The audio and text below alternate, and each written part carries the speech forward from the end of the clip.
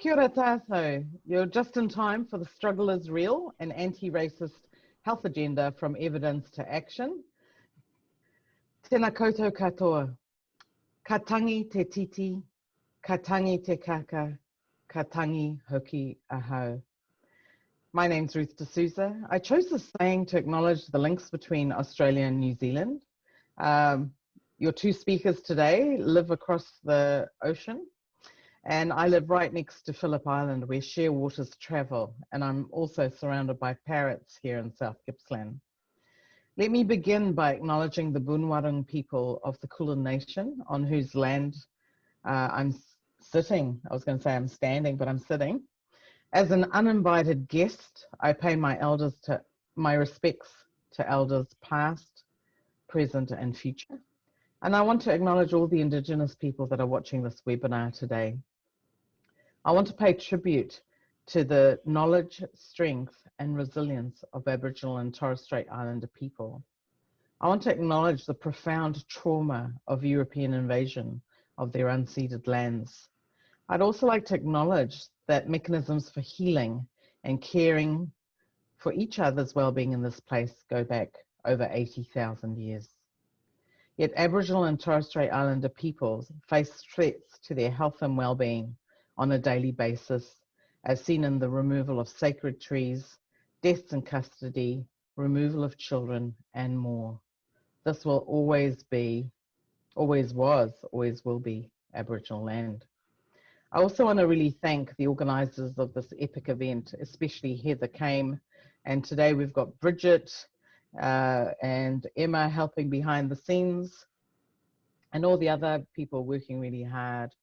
I also want to acknowledge, in a time of coronavirus, all the Indigenous nations and peoples who have protected and continue to protect stolen land.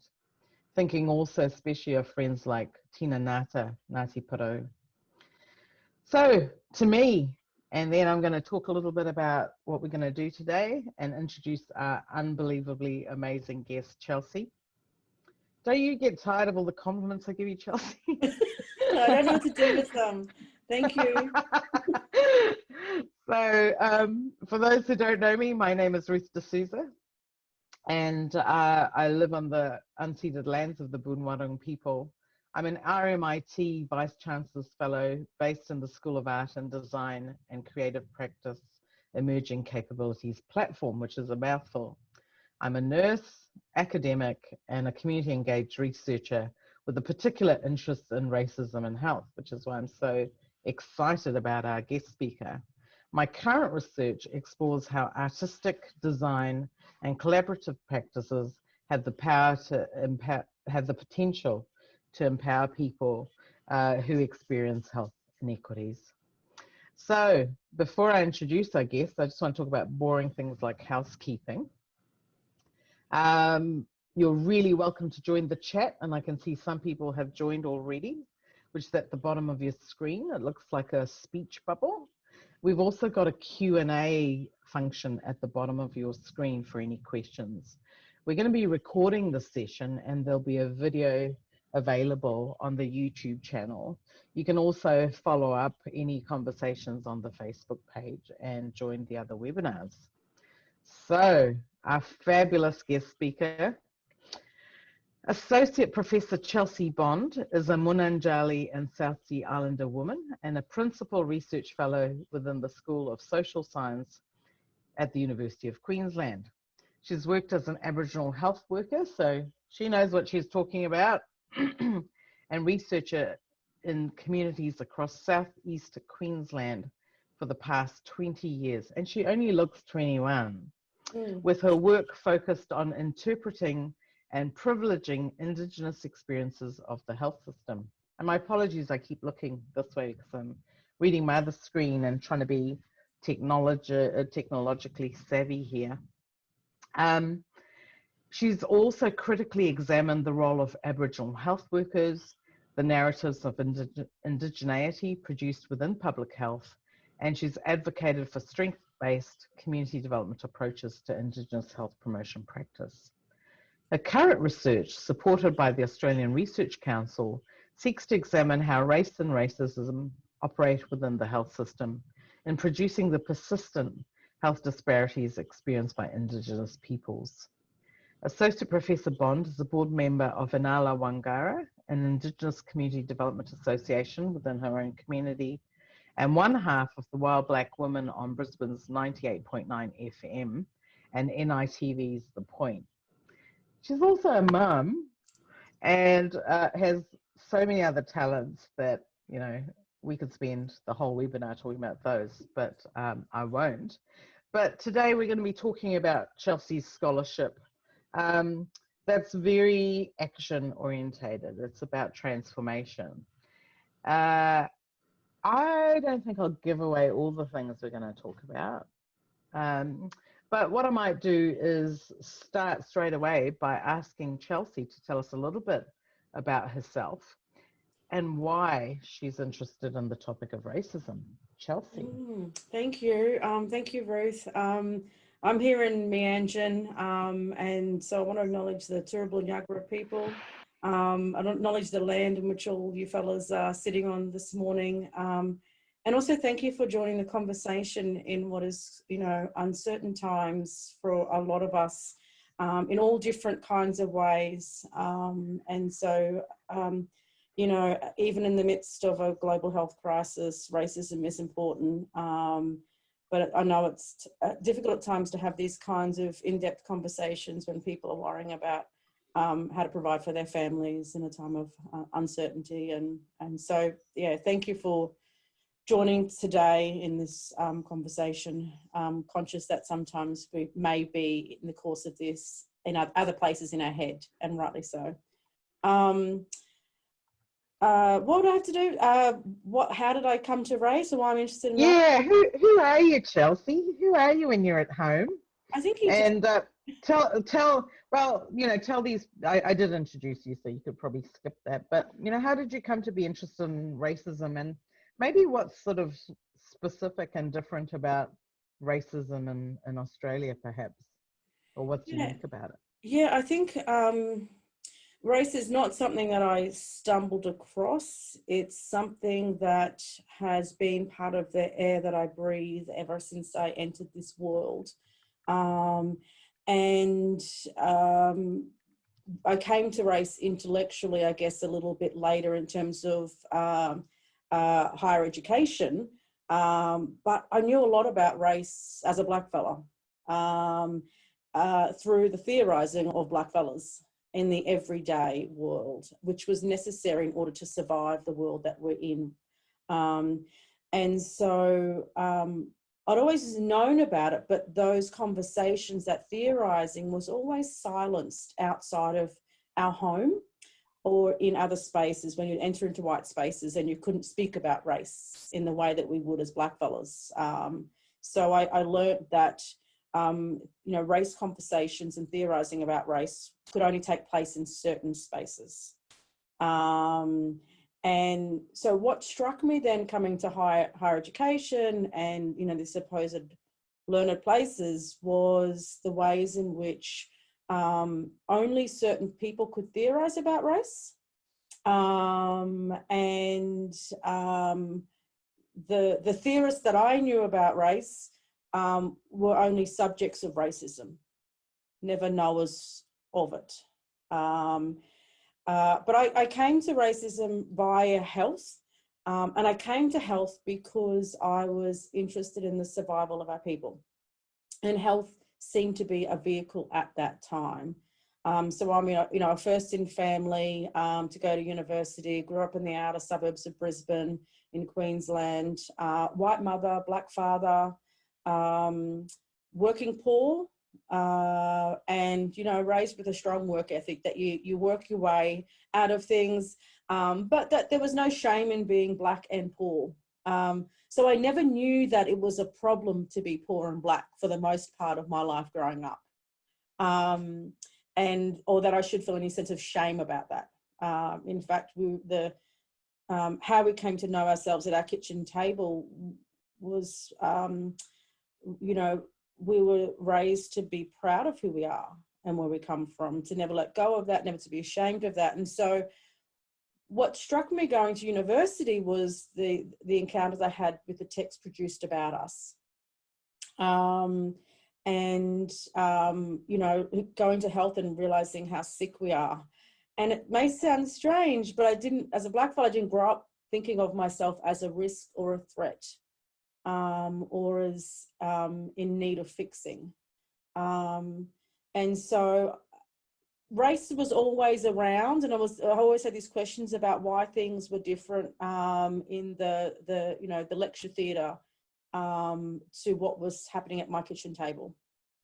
So I've always found that really interesting. And coming to race, I found a way in which, more formally, was a way in which to understand the why and how that was going on.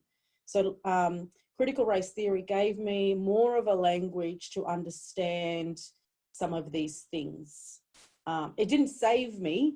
It didn't have all the solutions, but it validated some of the things that some of the questions that I had, and maybe see that there are other people asking these same questions, that we shared this same curiosity about these disjunctures about the worlds that we live in. You know, Du Bois and double consciousness is something that has just helped me make sense of so much of things. And so, yeah, so I've constantly had to think about race, had to navigate racism, but it wasn't until I had the good fortune of working under Professor Aileen Morton Robinson, who's one of the leading, or the leading critical race scholar in the country, and it was during that time I got to think about race more deeply, but also had a space to be able to study race. Here in Australia, you can't really study critical race studies. It's really hard to come across. And even in my 3-year undergrad degree in health, we didn't talk about race intellectually even. I'm just wondering as well, Chelsea, about what you think are the gaps in that scholarship, because I think that's been your really unique contribution, is exploring Blackness and what it means in this context. And I'm thinking about recent events over the last couple of years, one with Trevor Noah, and then the other in terms of Patricia Hill Collins. And, you know, that being a Noah, but then also realizing that your community of Noahs might have differences that are quite difficult to navigate or might produce tensions. And just wondered if you had any thoughts to share about that, you know, like the limitations of critical race theory for an Aboriginal context. Sure. And Torres Strait Island context. Yeah, sure. I think, when I first started, and I was guided a lot by Dr. David Singh, who mentored me when I was first coming to engage with critical race theory, and thinking and bringing that into health. And he'd always cautioned me about its limitations in thinking about where this, about indigeneity. And so I think there is a danger that we just take critical race theory uncritically from elsewhere and think that it works in the same way here. And the issue of Blackness is one that is quite glaring, and it's, that in terms of some of the challenges we have with Trevor Noah and that joke, and a lot of critical race scholars, particularly from the US and the UK, who speak about Blackness but don't realise that there is a Blackness that doesn't find its origins in Africa or the US, that comes from the land here, that we became human here, and that when we talk about being Black and being Black fellas, it's in a different kind of way. And I talked about how being a Black fella, we're First Nations, but also first raced. And so we're at the very, very, very bottom. And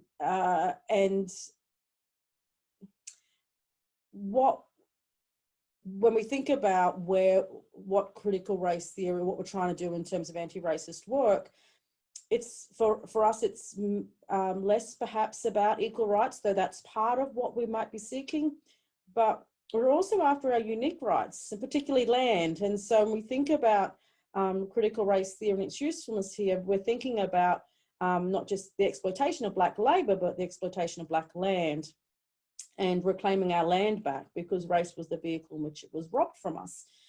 So there are, race has a different purpose for, although there's connections and relationships between those, it does work differently. And so I'm not seeking, you know, the same rights as non-Indigenous peoples, although I believe I'm entitled to those. That's not just the end game. And so, you know, as Indigenous peoples, we are, what's at the heart of this is our land.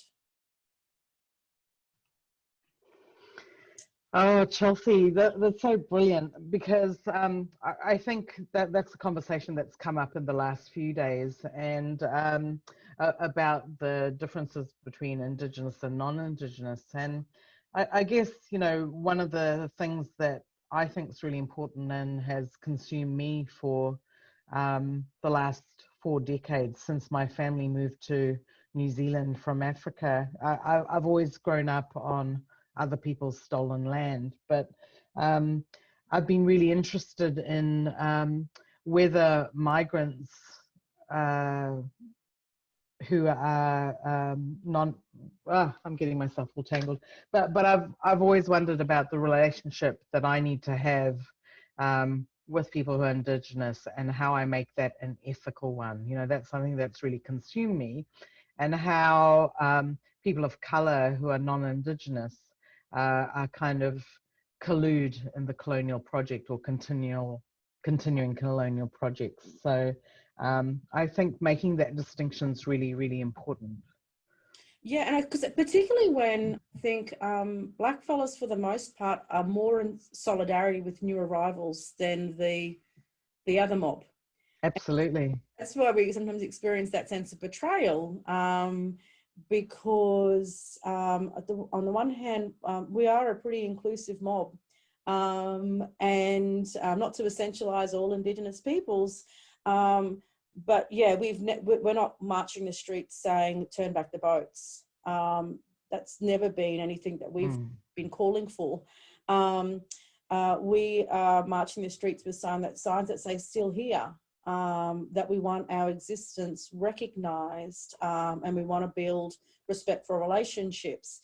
And so when we have non-white settlers in this space appealing to whiteness, seeking validation from whiteness, and participating in the colonial project in some of the most horrific ways, that there is that sense of betrayal, no doubt. And you know, and because the model migrant is always weaponised against Indigenous peoples. Always. And from a young age, I mean, I remember being compared to the good ones in school. So it's they learn it. They start early on these kinds of arrangements, and we experience that in high school. You know, it's a thing.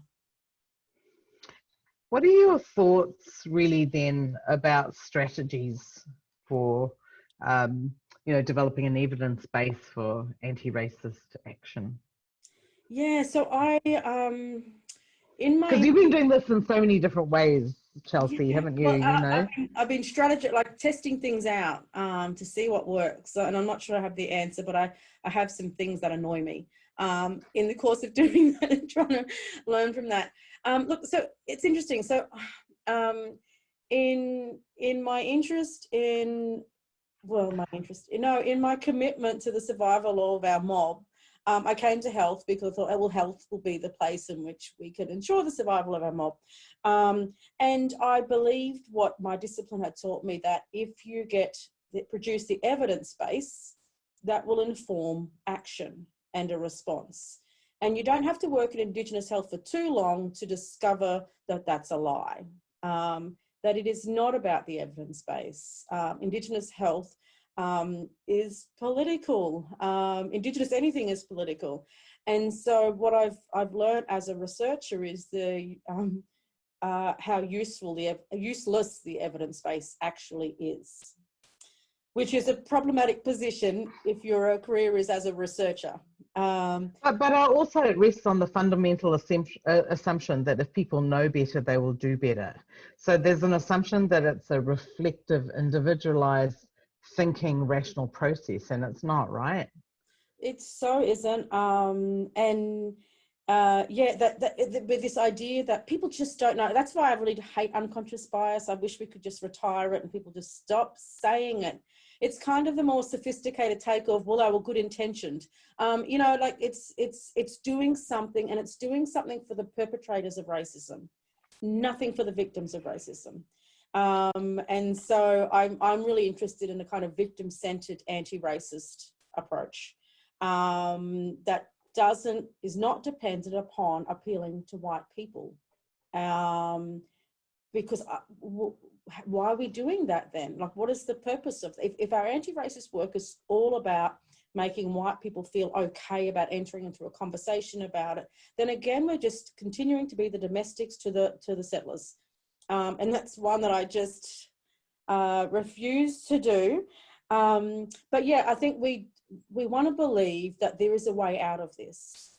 And education, for those of us who are scholars, still cling to this idea that you can take people on a journey. And yes, I do believe to some extent you can take people on a journey. But the reality is race is working for particular populations here, and they're not going to give it up anytime soon. And I think we have to be honest about that. We have to be realistic about that. So I'm not confident that I just need to get the good evidence to show that racism is real for racism to disappear. And I think that's a problem with our approach to racist action. And I think that's also part of, I guess, the challenge for us is to race really is a lie that we're told about ourselves. And in the course of this work, we have to continually contest those lies that have been imprinted upon our souls. And that's, I think, how do we get a more reflexive anti-racist practice that looks at our own ethics and accountability and how we're reproducing race in the course of our anti-racism work? You know, a good example, we often have people who come to anti-racism to be the saviors of the victims, to rescue Black people from our oppression, to speak on our behalf. And yes, we need angry white people to do some stuff to affect some change. But we have to have a commitment to relinquishing these power relationships, even in the course of anti-racist work. And I've been engaged in lots of different actions with victims of racism.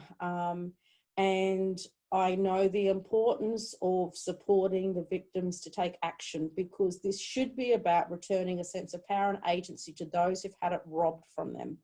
And if our anti-racism work does not make Black people feel good, feel strong, feel powerful in the process of it, then it's all but useless.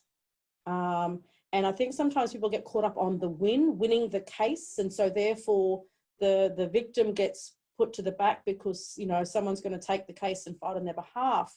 But we're not guaranteed to win in these cases. So at the very least, the process must be restorative in some way to the people who've experienced its violence.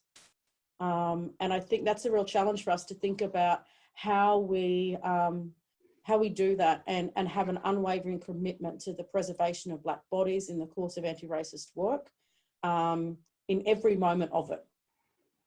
And sometimes that, and I've had that many rows with white fellas in the course of anti-racism work who were supposed to be on my team, to get them to let go of the power that they want to hold in the course of this process. And accept that Black people know stuff about racism, know stuff about surviving it, about resisting it, and how do we respect that knowledge and expertise. And for me, in the course of anti-racist work, in critical race scholarship, the theorising of Black people needs to be at the forefront. And unfortunately, we're seen as people who experience racism, who can testify about it, but can never theorize about it. Yeah, sorry, that was my rant. No, it's not your rant. People are saying on the chat, Ruth, stop interrupting. So, people want to hear more of you. So don't be afraid to talk, because you're the star here. But I think I was wondering if you could say a little bit more about violence, because that's a word that you've mentioned. And I wonder if you could just talk a bit more about that for us. Geez, when do I start? It's like 7 o'clock on Saturday morning. Yeah, it's really early in Queensland. It is. So when I talk about violence, I talk about violence in all kinds of ways, and racism itself is violent. The ideas of race that we are, this society we live in is violent, and insists that we should think about ourselves as violent. And there's absolutely no escape from it. And I find it really interesting. I think we are used to a particular kind of violence, and we can recognize a certain kind of violence.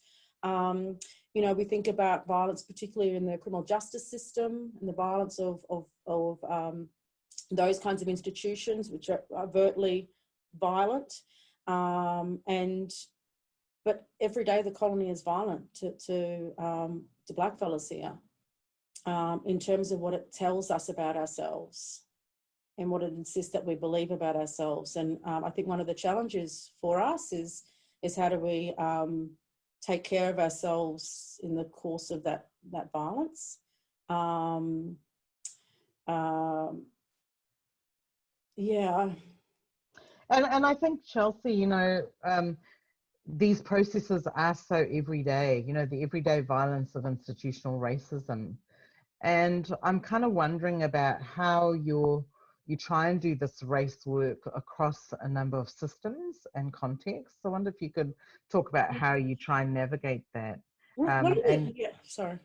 No, and in terms of something you just hinted at, which was self-care. Yeah, so one of the things that I'm really interested in, and only because of my own experiences, is the way we minimise the extent to which the violence enters the home and finds itself at a seat at the kitchen table. And I'm not talking about family violence in the way that we know it, but the trauma of violence in families.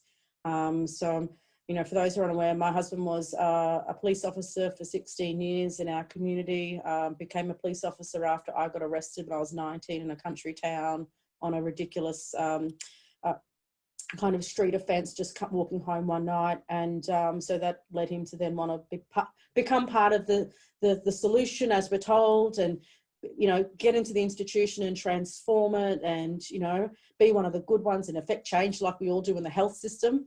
After 16 years, he had to retire on medical grounds because of the everyday racism he experienced in the workplace. It was the violence of his colleagues, not the violence of the job. What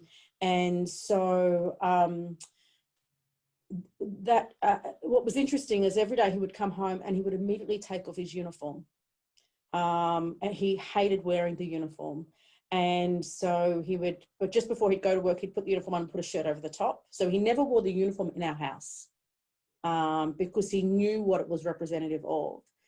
But there were times where he would come home and take the uniform off, but it hadn't come off yet. And so there was a kind of armour he had to put on each day in order to endure the violence of his colleagues in their everyday commentary around blackfellas, including his own family members who were coming through the watch house. And so it was so violent. And no one physically assaulted him, but it was violent. And it affected his mental health, and we've spoken publicly about that experience. But because of that, I'm really interested in how do we protect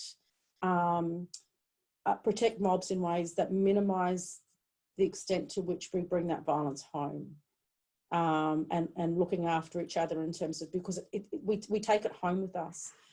So how do we do this kind of work that is necessary, that we've been called to do, at the same time still be able to be present and loving and human in our own homes? And I grew up, my father, we I've talked about this where we knew the days that he'd been dehumanized as a truck driver. We knew the revs of the truck. We knew the sounds, the smell of the engine. And so we felt racism in our home. And we, while some of the things that he brought home gave us some skills to be able to then think about racism and deal with it and strategize, we also saw its damage, you know, and so I'm conscious of how do we take care of each other, not for self-care, but for family care, community care. How do we try and protect ourselves as much as possible from this violent place that we're forced to live in? And I think one of the things that you do really beautifully, Chelsea, is the kind of collective work that you do. You know, you do this in terms of involvement with your people, you do this in terms of your radio show, you do this in terms of your partnerships with people, but also your relationships with other Black women. And I just wondered if you could say a little bit more about that, like, you know, and being on Twitter and having a presence. So, you know, the meeting of theory and practice, or praxis, is something that I think you do really beautifully and in lots of different ways. Yeah, thank you. So at one level, I'm really conscious that there was, for a while there, I first started working in higher ed and teaching, and I moved out of my own community in a health research role into a, you know, Sandstone University and teaching and research position. And what I found was every day, most of my labour was being exhausted for middle-class white kids who had an elective Indigenous studies course that they were doing. And they were great kids and it was awesome. I mean, they were great people and it was all fun and good, but I'd come home and go, wow, I just gave my best intellectual labour. That wasn't what I came here for. And so I was really dissatisfied with the idea that I could be an Indigenous academic in an Indigenous unit in my own, you know, the place I grew up in, but I wasn't being of service to mob. I was outside of that in terms of voluntarily being a board member of a community organisation to help build, but that was after hours. That wasn't core business. And that was on top of the 5 kids and stuff. And so I just felt I was like sharing the best of me with the people who mattered most to me. And so I have been on this kind of thing of going, how can you be a Black academic and still be of service to Black people? And how do we maintain that, the very reason we came to this place in the first place? So my interest in anti-racism work is to be, in the first instance, of service to Black people. Not to make the white colleague down the hall feel comfortable.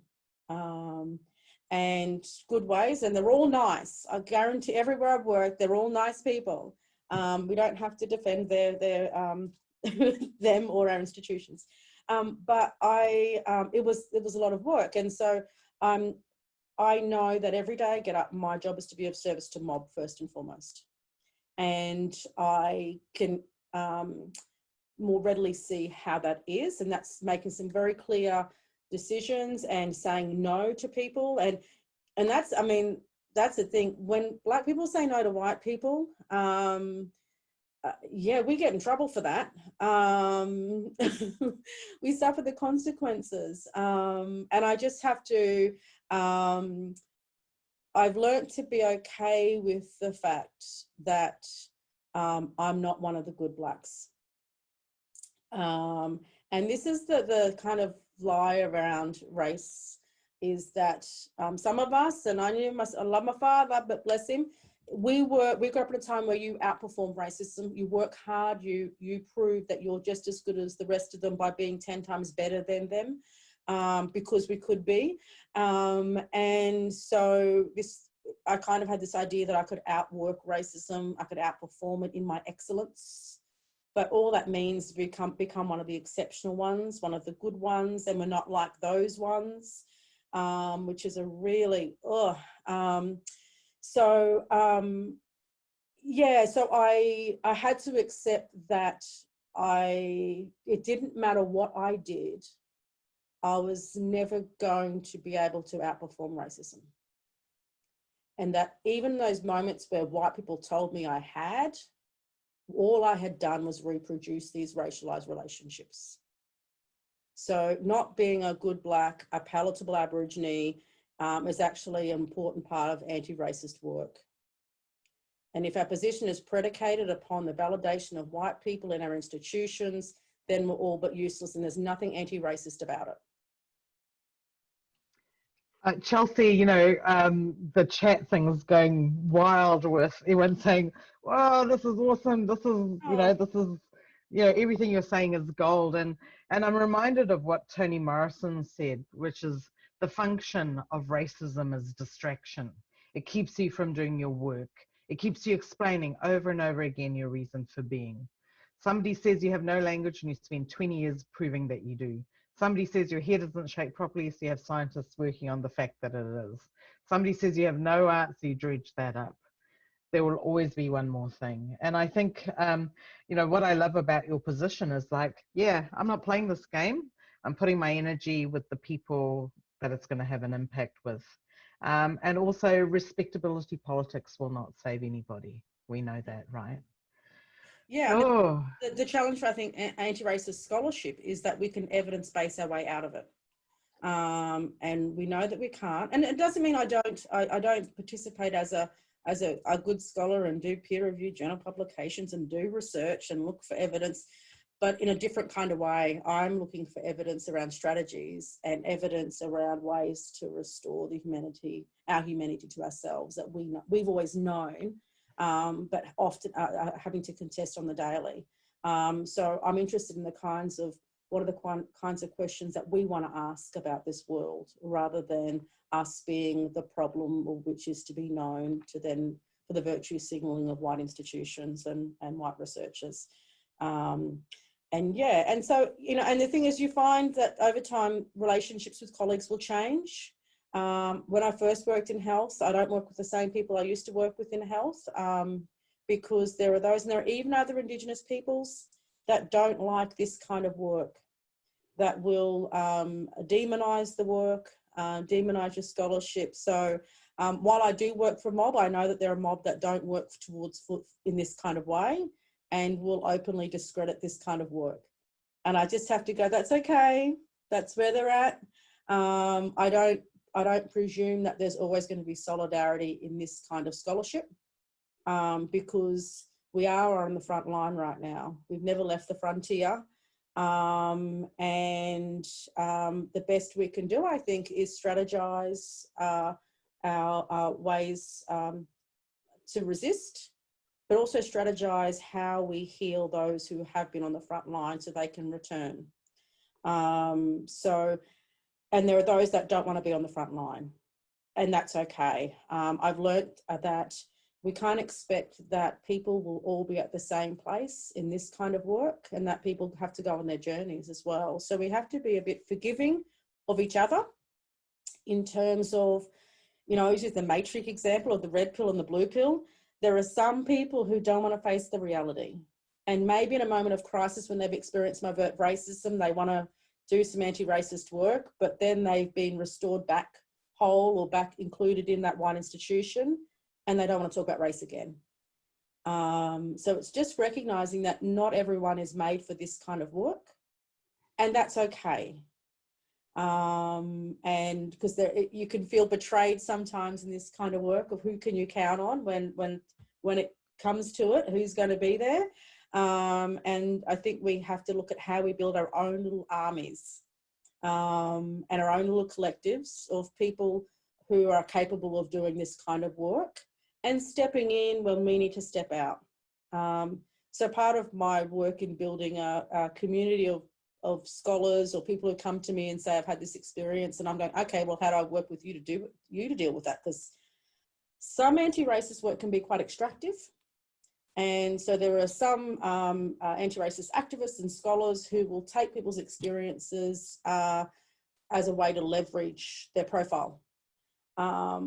And for me, in terms of my way of being, it's not about being possessive about other people's experiences. It's going, okay, well, what can I share with you about what I know to help you take charge of what you're experiencing? And I like to be able to give people as much learning as I can for them to make their own decisions about what they want to do from where they're at. I know the toll it's taken on my family. I know my husband had a very different approach to dealing with racism than what I do. And that's okay. We're all different. And so I think we have to work out what are we capable of doing? What's our best strategy, so that there's no one way of doing this.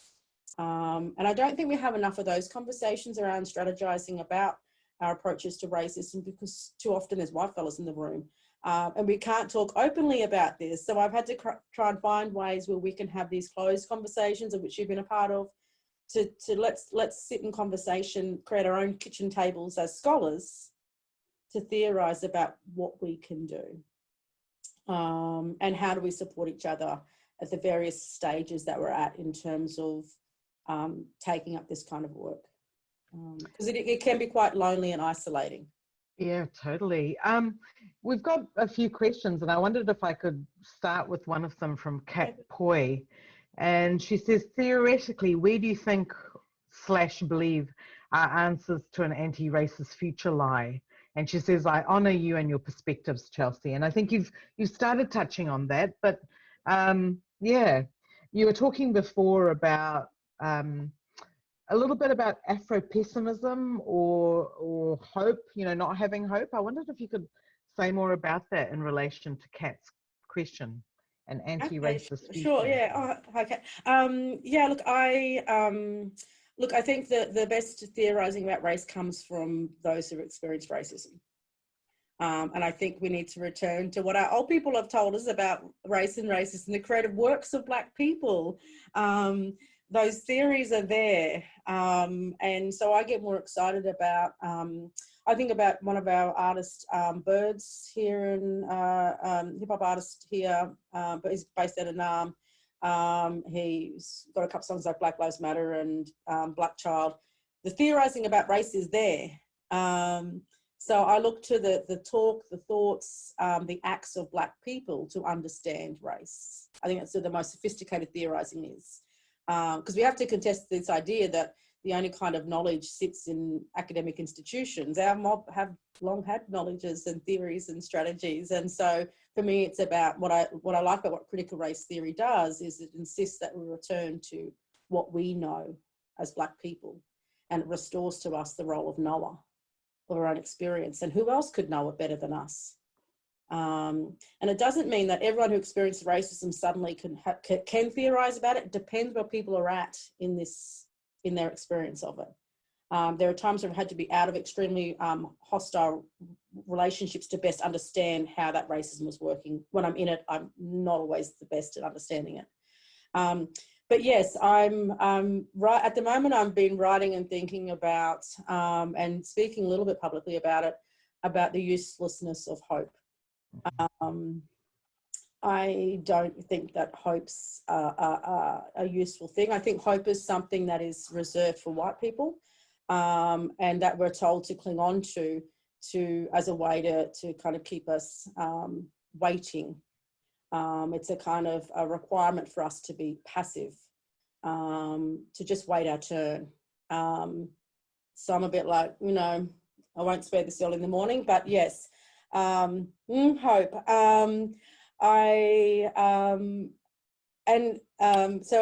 It made me think about it because a colleague of mine, Brian McCundy, had suggested I read Paul Beattie's The Sellout. And Paul Beattie has these 4 stages of blackness that he speaks about, and I won't speak to all of them, but the final stage of blackness is what he calls unmitigated blackness. And unmitigated blackness is this kind of, not caring, realizing that it's the unmitigated blackness is like a night in jail, which I can relate to. The serious actor, it's just not giving up. And but he says it's the nihilism that makes life worth living. And that's kind of been the way in which I sort of think about our position here in the colony, is that, yeah, it's actually all really hopeless. But if we operate from that basis, our strategies will be better informed. And our strategies will be better because they will protect Black people better. It's when we have hope in white institutions that we experience the most violence. If we put all of our hope in the hands of white people, in the hope that they will somehow recognize our humanity, recognize our rights, that they're somehow in charge of validating who we are, then of course we're going to continue to suffer that violence. So when we think about what it is to be sovereign, and this is where I think, in terms of thinking about race and indigeneity, that what sovereignty offers us, it offers critical race theory that hasn't been part of the conversation, certainly coming out of the US, is a more informed strategy. So my anti-racist work is not predicated upon the validation of white people, and it must not. Woo, Chelsea for Prime Minister. Hey, Chelsea, could you tell us a bit about the research you're doing? I think unmitigated blackness. Ooh, I wish I'd had that when I was a kid, because coming to Aotearoa and then being here in Australia, it just feels unrelenting. And you talk about it in very military terms. You talk about the frontier, you talk about everyday life in the colony. And I'm just wondering how you bring that kind of thinking along with the academic and activist thinking to your own research agenda. Yeah, in different kinds of ways. Sorry, what I meant, sorry to interrupt, was what are you working on? Okay. Right, yeah. A few different things. What I've been looking at as part, so I've got an ARC research fellowship. It's looking at racism within the health system in the era of closing the gap. How does race and racism manifest in this time where apparently everyone is supposedly working towards the reducing the gap of health inequality between Indigenous and non-Indigenous peoples. We know, and there's been some very public cases, of course, in the last few years, particularly Aboriginal women who have tragically passed of preventable and avoidable conditions. Some have been via the justice system, some haven't been, but all have had similar stories about not receiving appropriate care within the health system. So part of my work is actually revealing the violence of the health system. Here in this country, we talk quite publicly about deaths in custody, and rightly so. But the separating that from deaths in the colony, I think, is a flaw right now. Is that all colonial institutions are violent, whether it's this classroom, whether it's the hospital ward, whether it's the prison cell. For Indigenous peoples, they're all violent. And what we can do in this time is to reveal that violence in ways that don't, that still are committed to the preservation of Black bodies. I am protective about, I don't want to expose the wounds of Black bodies to a white audience who's indifferent to our suffering anyway. So it is about being conscious about that. It's not finding the most terrible story to get people to be concerned about us, because they haven't been. So I think it's not about bearing our wounds. I'm interested in justice responses to the violence that Black fellas experience. So I'm interested in health justice, and health justice I see not as putting lawyers in health systems. It's about holding the health system accountable for its violence. So there's a reason why I'm no longer sitting in public health or discipline I was trained, or sitting in a health faculty, because when you do this kind of work, you cannot sit within those institutions. So you have to recognise that you may end up being quite alone as a scholar in your at work at the margins. But I remember Joan Cunningham talking to me about, that if you're going to shift the boundaries, you have to do it at the margins. Cornell verse 2 says that, in the middle of a crisis, you don't want to hold the middle ground. You need to be pushing at the edges. So it's kind of just forewarning that if you do this kind of work, you will be very much at the margins, but it's important work that needs to be done. So we've been looking at, I'm supervising a PhD student, Helena Kajlik, who is been looking at the preventable and avoidable deaths of Black fellas in the health system post-2000. And the numbers are appalling. They're not publicly available, but eventually through this work we'll be shine a light on this. But there are so many stories of violence in our health system at this time right now for the extreme cases that lead to death. But for every death, there are any number of other stories to tell about poor access to care, poor treatment, and even in the, within, weeks of a global health crisis being declared. We saw this week the Australian Indigenous Doctors Association reveal some of the stories that are coming out of health systems and hospitals of racism that Indigenous people are experiencing. It's everywhere, it's every day, and we have a responsibility as health researchers to tell the truth about this health issue. Sadly, critical race scholarship is rendered political, emotive, radical, but it is important intellectual work that needs to be done.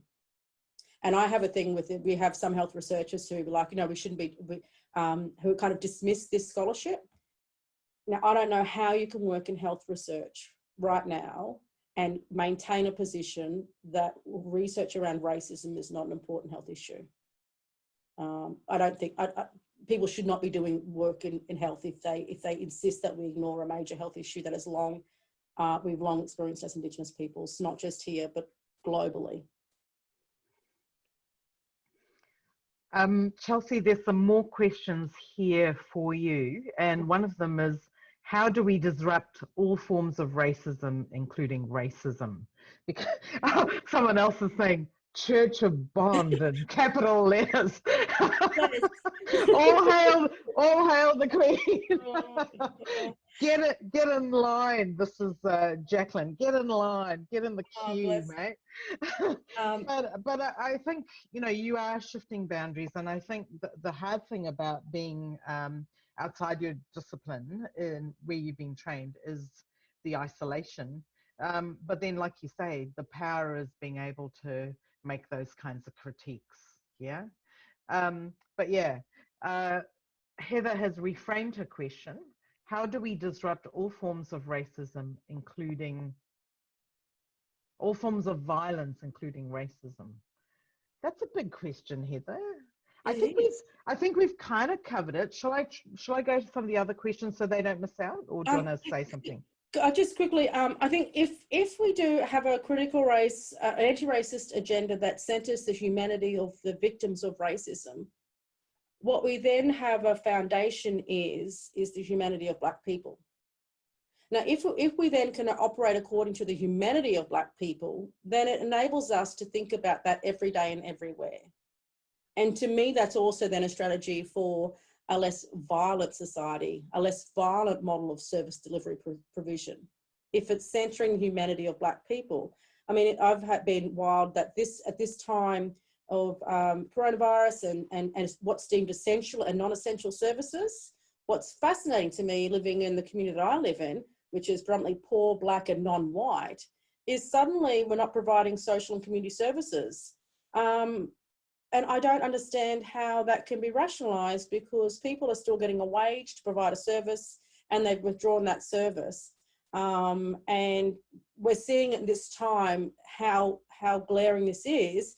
And we have to keep an eye on it, because of coronavirus cannot be used to weaponise against poor, Black, non-white people. But we're seeing it happen right now.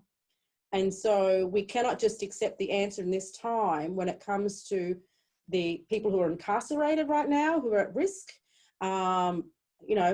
workers on cruise ships, the workers on the seasonal workers program here in this country. We cannot just go, because of coronavirus, we're not worrying about it. It's if we recognise the humanity of all people, if we are truly all in this together, then there will be a high level of accountability for everybody. So I think there's an opportunity here to kind of remind. I remember seeing Paparangi Reid on TV, I think about a couple of weeks ago, talking about seeing this through an equity lens. And I think there is an opportunity right now to think about our shared humanity. And if that's a foundation, then I think that we have a less violent kind of a world. And I think, Chelsea, the other thing along with kindness and humanity and centering the most vulnerable or the most surveilled people is going to be really important. And I'm just thinking about the kind of excuse to over police, militarize, over surveil that's happened. And it's already happening in Aotearoa, where police have got rights to go to homes where they think people might be crowding. And it's like, well, immediately Black people are going to be the targets of those kinds of interventions. I hate that word, but you know.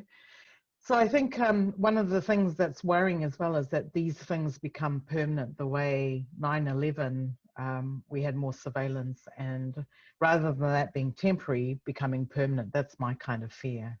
Absolutely, and you know that there are other things that will stay temporary, not permanent, like doubling the rate of Centrelink allowances. We know that that's not going to stay permanent, which it should.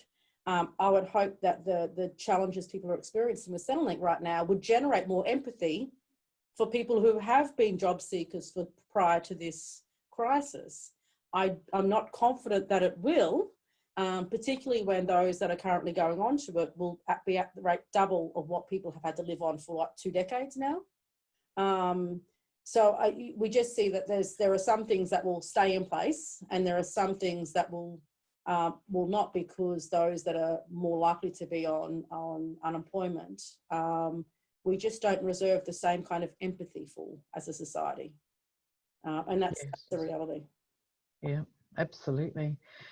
We've got 5 minutes, Chelsea, and I'm just wondering, are there things that you'd like to say to all your fans and the Church of Bond in Aotearoa, the new branch that started in Aotearoa by Kat Poi and Jacqueline and other people, Lynn, and whether you've got some things to say that we haven't covered.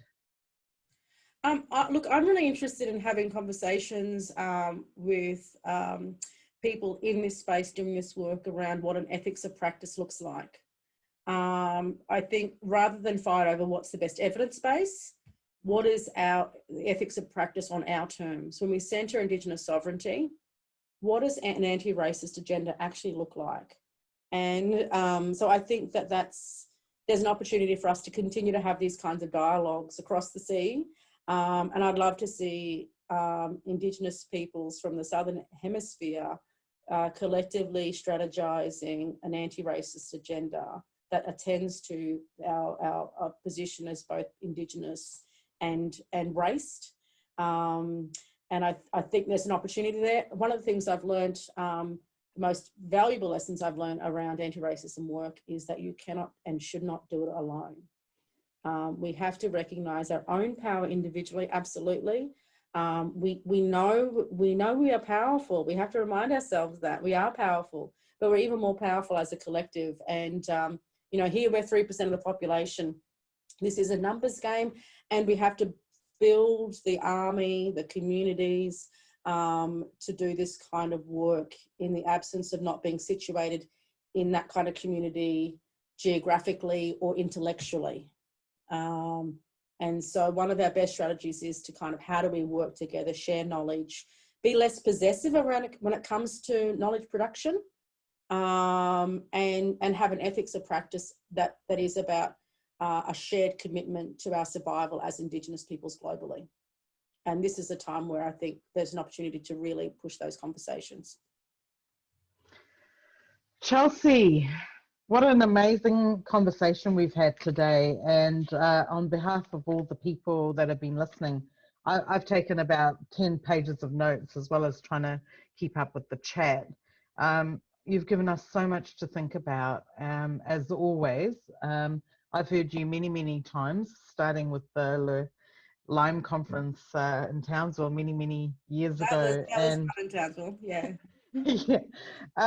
But you know, you're a very precious treasure in this country and globally, and I just really want to acknowledge and honor your generosity in giving us your time and your thoughts. And I know that people are going to be thinking and talking about this conversation for a long time to come. And, you know, I think everyone here on the chats, in your army, they're standing behind you, they're standing around you, they're surrounding you. You can't see them, but I'm certainly feeling that. So just really want to acknowledge how precious you are to me as well, personally, because I kind of get like, shit, it's hopeless, Australia, you know, and I've only been dealing with that for 7 years. And, you know, as we're talking about Indigenous people, I've been doing this for a long, long time, and it's still a colony. The violence is ubiquitous, it's endemic. So thank you for, even paradoxically, even though we've been talking about hope and the absence of hope, you've generated a lot of hope, I think, in participants. And, you know, we thank you for that. And have a wonderful day. You've gotten up very early. If I was as good as you at this time of day, I'd be really pleased. You're brilliant. Thank you for your beautiful legacy. Thank you for your thoughts, your inclusiveness, your invitation to partner with you, to stand alongside you.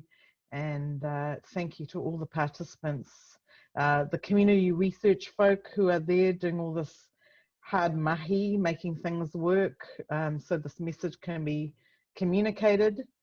Thanks to all the participants who've been really generous. We might not have covered all your questions, but I think somehow magically we have, just in a different way from how you might have put them. And have a wonderful day, everybody. Please stay safe, look after yourselves, hug your loved ones, wave to the ones you can't hug, talk to them. And what we had one tip from Chelsea before we go, which was to get the House Party app, where you can add your friends. What do you reckon? Let's dance together. Fun, yeah. Yeah. So don't forget to enjoy yourself as well. Thank you, folks. Kia ora whānau. See you sometime. Matewa. Hey, thank you.